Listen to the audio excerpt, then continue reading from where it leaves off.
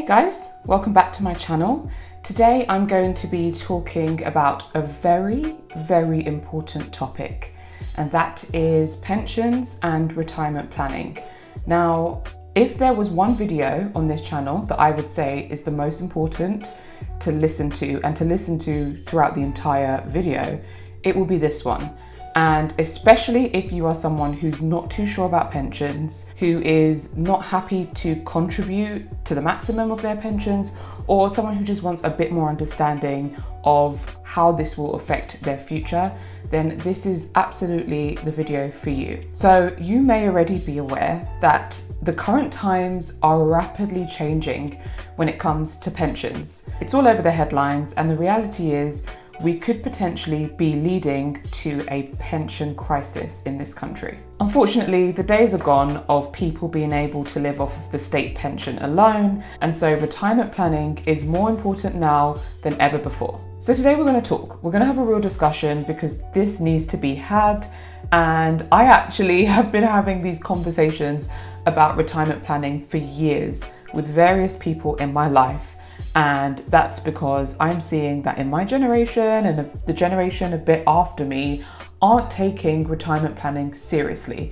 It's one of those things that people don't really think much about.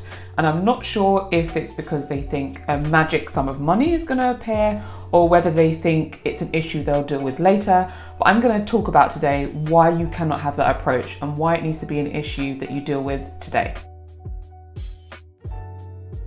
So for a bit of context, the state pension is the pension that you will receive once you reach state pension age in the UK. So this state pension age will vary depending on your date of birth.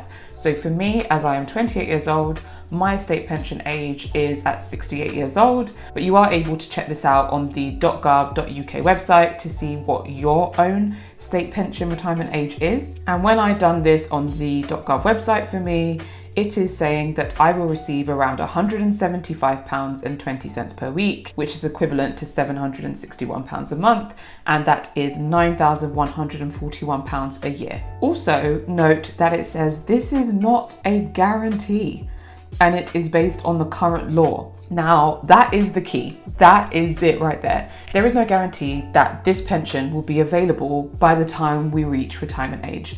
And that is the bleak side of retirement planning. We do try to take this into consideration, but it may change. So by the time that we retire, maybe it won't be there at all. Maybe it'll be means tested, which means that they decide how much they'll give you based on your assets, or they may just increase the retirement age even more. So it's currently 68, but by the time I get there, it may be 75. And this is also contingent on you making your national insurance contributions. On the .gov website, it will tell you how many national insurance contribution years that you have to date. So I currently have 5 years.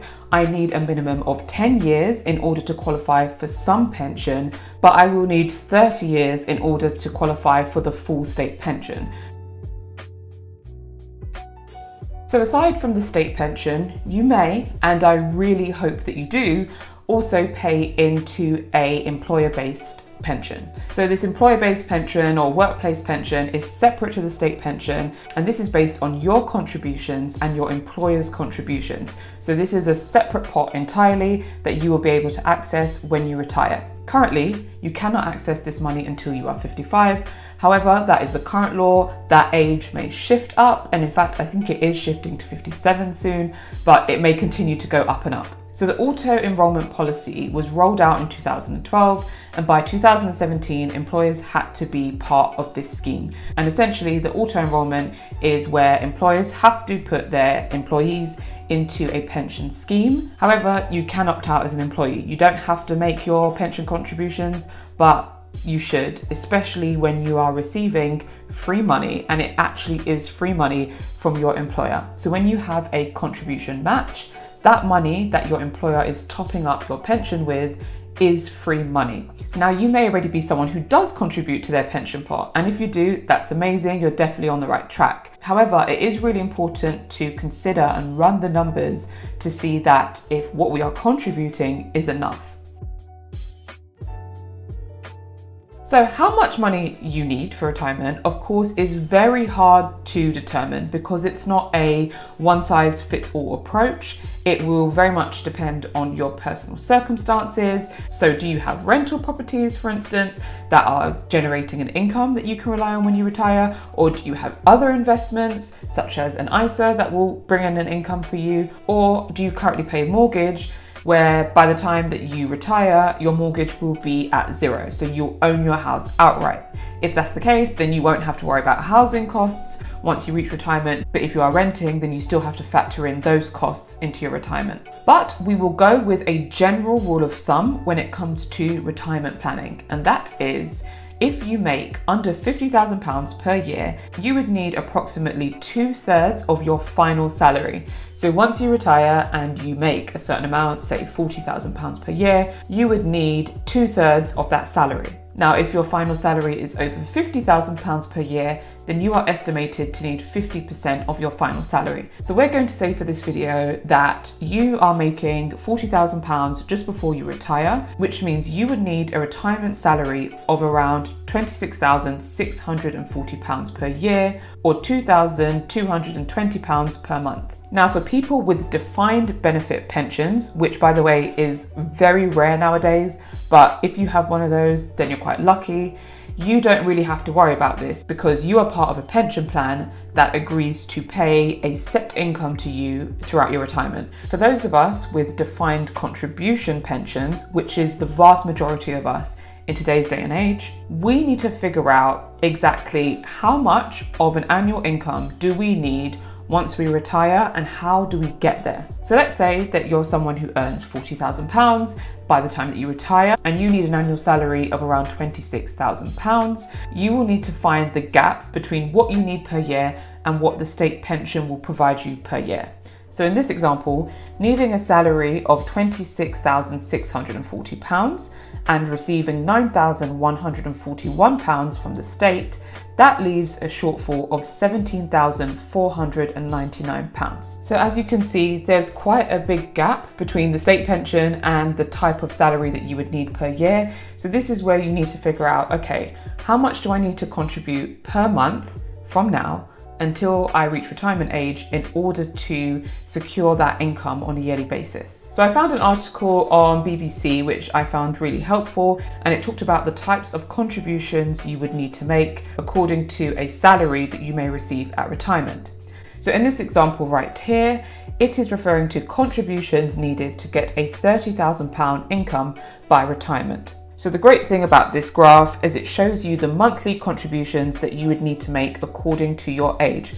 So a 25-year-old would need to make monthly contributions of £342 per month up until their retirement age in order to achieve a £30,000 income per year. A man starting pension contributions at 35 years old would need to contribute £553 per month up until retirement, and a woman would need to contribute £580 per month. Now, if you wait until you're 45 in order to make contributions, then this increases to £1,160 per month contributions for men and £1,186 per month contributions for women. Now, if you are older and you are just starting now, then it doesn't matter, at least you're starting, but it does show you that you will need to make larger contributions to make up for lost time, essentially.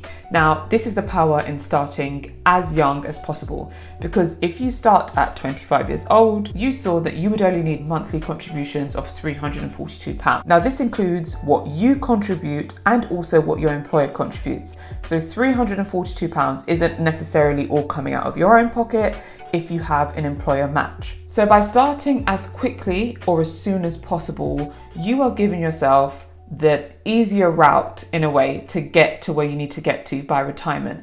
And that's because you are using the benefit of time and compounding to get your retirement pot to a healthy sum. Also, I do need to say this, based on that BBC article that I had read, this was assuming that you would buy an annuity, which is a type of pension that you can buy to secure yourself an income for the rest of your life. However, annuities are more expensive, so you do need a bigger pension pot in order to buy an annuity. But for instance, for me, I probably won't buy an annuity. I will probably do an income drawdown approach, which means I take a part of my pension pot each month or each year to pay my income.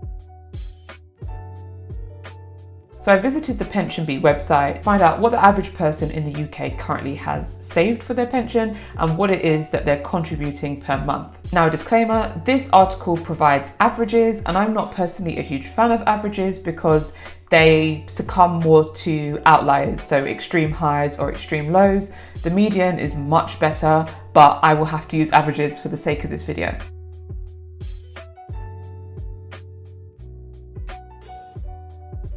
According to the analysis that PensionBee had done, in the UK, the average pot size is £21,441. Now, this does differ according to regions, and that does make sense because salaries differ according to regions. So the average across England is £21,730. The highest average across the UK is in the southeast of England, which is £28,183, and the lowest is in the northeast, which is £14,513. Now, the average gross and net monthly contributions also vary across the UK. So in England overall, the average net monthly contribution, so after taxes, is £204, and the average gross monthly contribution is £256. Based on those numbers, the expected pension pot size in England is around £117,300, and this is the pension pot expected at age 65, and the expected annual income be £12,617. So if we go back to the BBC article, which told us that a 25-year-old would need to save £342 per month in order to get to a £30,000 retirement income, then we can see there's around a £100 gap between what people would need to contribute in order to receive a £30,000 yearly income at retirement versus what they are contributing now. So when it comes to retirement planning, we need to take matters into our own hands. We're no longer at liberty to rely on the state pension alone or just leave it to our employers to sort out. We need to be in control and know exactly what is going on with our pensions. So first of all, I would say visit the .gov website to check what your state pension age is, what your state pension would be once you reach that age, what your current NI contributions are. So it kind of just sets the scene of what you would get, hopefully, from the government. Next, look at what your current contributions are. Are you making the best out of your employer contributions? So for instance, are you paying the maximum amount in order to get the maximum contribution from your company? So if your employer will pay a 5% match as long as you put in 5%, then don't put 4%, put 5%. If your employer requires you to put a 10% contribution in order to receive a 10% match, then try your very best to get to that 10%. Of course, I know that's a larger sum, so for some people that's not possible, but work towards that over time. Maybe with salary increases, you could afford over time to increase that contribution to 10%. Now, if you are self-employed and you don't have an employer contribution, then there are SIPPs available to you. And I speak about SIPPs in another video, so you can check that out if you want to know more. The next thing is to familiarize yourself with your pension. And what I mean by this is know what it is that's in your pension to date, know what you're invested in. If you're not really into investments, then maybe this isn't something for you. But if you do know a bit about investing, then it doesn't hurt to find out what it is that you're invested in. Also, figure out the fees. Are the fees that you're paying with your pension provider fair, or are they quite high? And do you need to consider doing a transfer? Speak to a financial advisor if you're scared of doing this to get to a provider that provides lower fees. And then lastly, I would say use a pension calculator. So once you've figured out roughly how much you would like per year once you retire, you are then able to model that option to see if what you're contributing right now will get you to that target income that you want at retirement. So personally for me, my provider has this option on the website, so I'm able to model my specific contributions according to the target income that I want at retirement. So I will show you what I mean by that. So personally for me, I would like a retirement income of around £30,000 per year.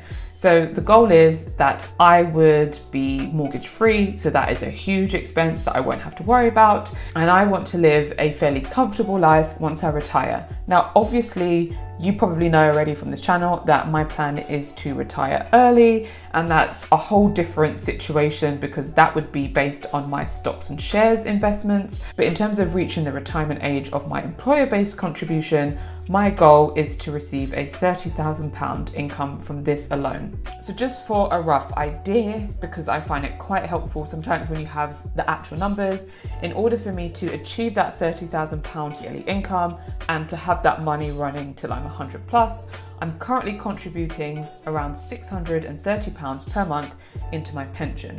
This is inclusive of what my employer is contributing into my pension. So in total, it's around £630 per month. So on my pension account, I have set my target retirement date at 55 years old. So yeah, quite a bit earlier than the 68 that I'm meant to retire according to the state. So this is what my pension modelling is based on. It's based on a £30,000 yearly income, and it is based on me reaching that by the time I'm 55. As you can see, my target income is at £30,000. And in the orange, it shows the income that I would be withdrawing from the assets. So that would be £30,000 per year from the age of 55. Then once I reach 68, you start to see the blue bars, and that is the state income I would receive. So what I would be withdrawing from assets would decrease once I hit 68 because I'm able to supplement that with the state income. Also, if you look to the right, you will see that this is assuming that I will take a 25% lump sum at 55. And that's because we are entitled to a 25% tax-free lump sum from our retirement pot once we reach our set retirement age. So for me, this would be £66,900. And according to all these numbers being modelled, it's saying that I would run out of savings over the age of 100, but it's assuming that I would live till the age of 94. So that's the goal here. The goal is for the money not to run out before I die, essentially, which is a bit morbid. So the goal is for this money to last me up until 100 plus. Now, I will also say that if you have concerns about you dying before you even reach retirement age, you are able to put a beneficiary on your pension. So this person, whoever your beneficiary will be, will receive the assets that are within your pot, so that money is never really going to go to waste. So let's talk real quickly about tax that your beneficiary may have to pay. I'm only going to focus on one point, which is the money that is still in your pot. So if you die under the age of 75, your beneficiary would pay £0 in taxes if they take the lump sum or the lump payment within 2 years of your death. Now, if you die over the age of 75, then your beneficiary is liable to an income tax. Now, in terms of the taxes and inheritance planning, this is something that I think is definitely really good to speak to a financial advisor about to get more professional help. But this is just the basics for you to get yourself on the road to retirement planning. So I really hope that this video has given you some food for thought when it comes to retirement planning. It is something that we need to take into our own hands, we need to be in control of, and we need to ultimately secure our own futures. So thank you so much for watching today. I really hope you've got something important from this video and something for you to action moving forward. I'm going to end the video here, so thank you, and I look forward to seeing you in the next video really soon.